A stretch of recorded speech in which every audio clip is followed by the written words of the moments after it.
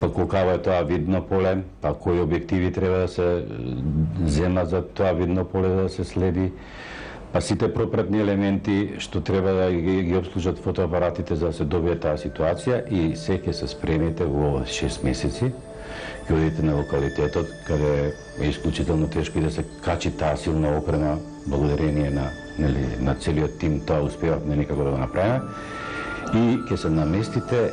Појавата ви трае 30-40 секунди и одеднаш марфи едно облаче и вие немате фотографијата. Значи, нуди многу разочарувања, но уште повеќе нуди убави мигови кога ќе успеете да доловите една ситуација која е многу специфична за тој локалитет.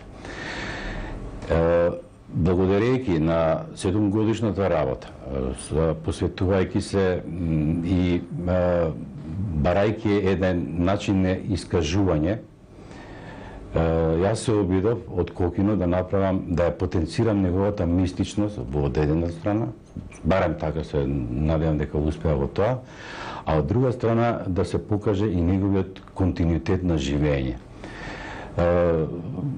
Интернет како едно глобално село, доста фотографии се пуштија на многу веб страници, кој Мегалитик е на најпознатата светска страница за астрономија.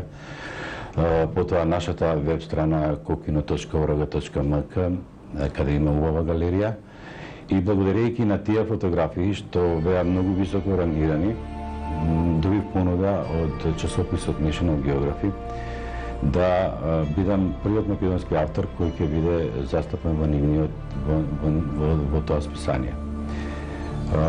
Нормално поканата беше зачудувачки убава и предизвик, но треба да се исполнат исклучителни критериуми. Значи, треба да се еден голем број фотографии пратат во Чикаго, каде идат на специјална експертиза, тим кој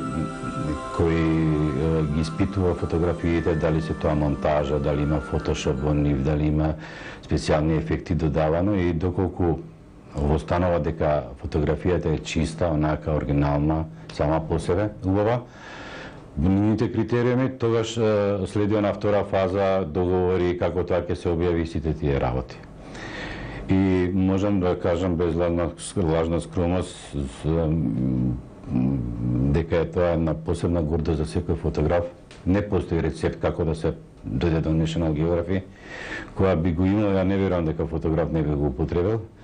Меѓутоа едно знам, треба да се сака, да се почитува фотографијата и би требало успесите да дојдат.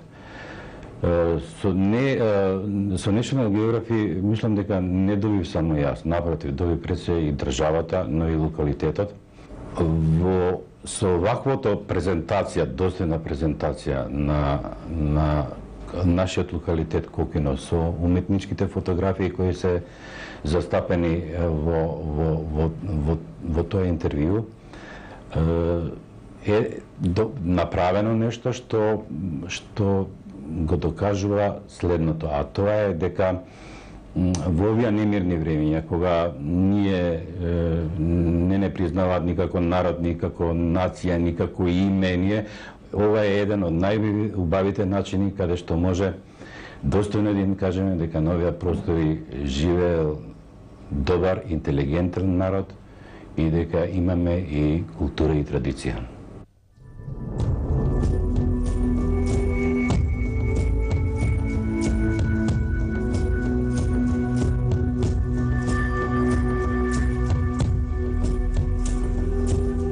Во процесот на номинирање на Мегалитската обсерваторија Кокино за ставање во листата на светското наследство, како и во сите други случаи, ние мораме да изработиме менеджмент план.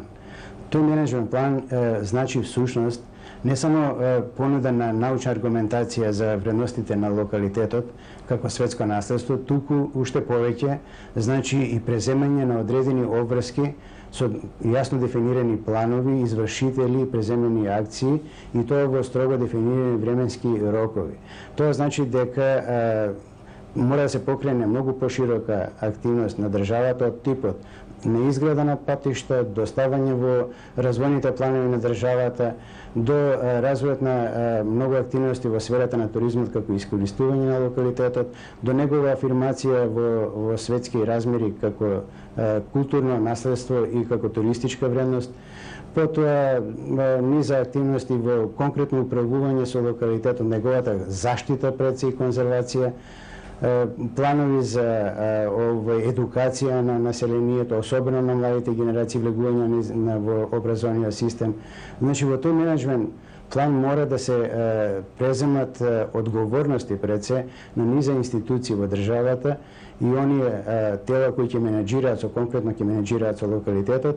Значи, тоа е потребно затоа што УНЕСКО од 2005 наому година ги има заострено сите критериуми и практично секоја година ви испраќа инспекции и ги проверува сите ваши активности што сте ги презеле или што не сте ги презеле, така да можете да го добиете статусот, но може многу лесно и да го загубите ако не се придржувате кон тоа што самите сте го напишале или сте ги не се придржувате на заштитата пред се на локалитетот како светско наследство. Значи, да не забораваме дека Коќино моментално е практично гола ледина, нема ништо на него, ни доводна струја, нема ни вода, нема никакви туристички објекти кои што било што би понудиле.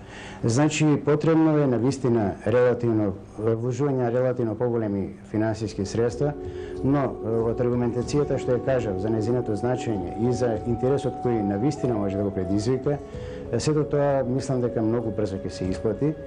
Работата што треба да ја направи државата е тоа да одлучи на кој начин тоа ќе биде финансирано и да преземе конкретни мерки и тоа набрзо, за да може тоа да се реализира.